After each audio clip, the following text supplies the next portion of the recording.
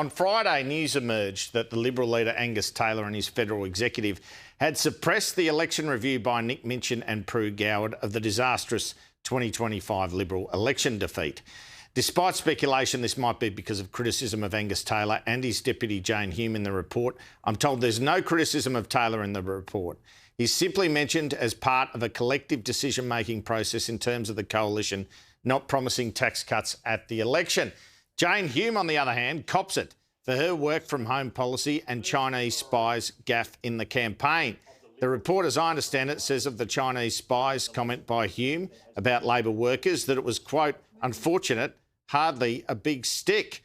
The report also talks about a complete lack of coordination between the federal Liberal head office machine and Peter Dutton's team on policy to be announced during the campaign. It says that the policy to allow small business tax-deductible lunches was not given to the federal director before its announcement, where usually policy announcements are planned days in advance to give campaign headquarters the opportunity to test the policy and then produce the best marketing materials. Likewise, the working from home policy was not taken to the party room, the shadow cabinet, or to the federal secretariat in advance, the report finds.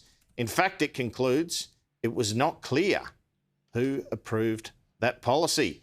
The report also does heavily criticise former leader Peter Dutton and his former chief of staff, points to a rift between the federal Liberal director and the parliamentary leader during the election campaign, and there are 12 people on the record in the report, I'm told.